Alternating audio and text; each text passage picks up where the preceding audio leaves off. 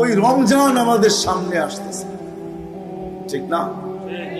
রমজান আমাদের সামনে আসতেছে। আমি কয়েকটা অঙ্গীকার নিব, বিশেষ করে যুবকদের কাছ থেকে। রমজান সামনে আসতেছে যুবক, সত্য এটাই, ফুলের টোকা যেন পাথর না হয়। কেননা ফুলের টোকা যদি পাথর হলো, তাহলে কোরআন বলে কিয়ামতের দিন আল্লাহর রাসূল দাঁড়ায় বলবে, রব্বি ইন্না কওমি ইত্তাখাযু হাদাল কুরআনা মাহজুরা। আমার জাতি আপনি যতই ভালোবাসেন আর আমি যতই ভালোবাসি না কেন, এরা ফুলের টোকাকে পাথর বানায় দিছে। এরা আমাদের কথা মানে নাই। আল্লাহর রাসূল আমাদের বিরুদ্ধে চলে যাবে। আর কসম খোদার, আমি দেখাইতে চাইতেছি, আল্লাহর রাসূলের রওজার উপর একটা আয়াত লেখা আছে, ওয়ালাউ আন্নাহুম ইয যালামু আনফুসাহুম।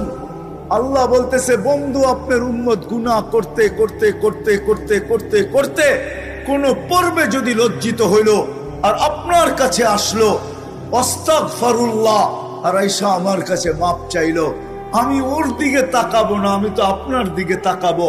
আস্তাগফার লাহুর রাসূল, আপনি যদি ওর পক্ষে হা বইলা দিলেন তো আমি সব গুনাহ মাফ করে দিব, পরোয়া হবে না ও কত গুনাহ। এই জন্য বলতেছি, সামনে রমজান আসতেছে, রমজান আসতেছে সামনে। বিশেষ করে যুবকদেরকে বলবো, পায়ে হাত রাখা, খোদার ওয়াস্তে, খোদার ওয়াস্তে নেট ব্যবহার করো, কিন্তু তুমি প্রতিজ্ঞা করো যে রমজানে 1 মাস গুনার ভিতরে কোনো নেট ব্যবহার করবো না। ইনশাআল্লাহ রাজি? কে কে রাজি? ইনশাআল্লাহ যে আমি গুনার ভিতরে করব না। ইনশাআল্লাহ তুমি নেকের ভিতরে করো, আমার কোনো আপত্তি নেই। দামাও রাজি তো? ইনশাআল্লাহ রমজানে কোন গুনার ব্যাপারে নেট আমি ব্যবহার করব না। আমার 1 MB আমি ব্যবহার করব না। যারা এখানে আসছি এদেরকে পায়ে হাত রেখা বলবো, আসেন রমজানে কমসে কম, আমি জানি দেবিদ্বারের কোনো ঘর বাকি নাই যেখানে টেলিভিশন না আছে, ডিশের লাইন না আছে,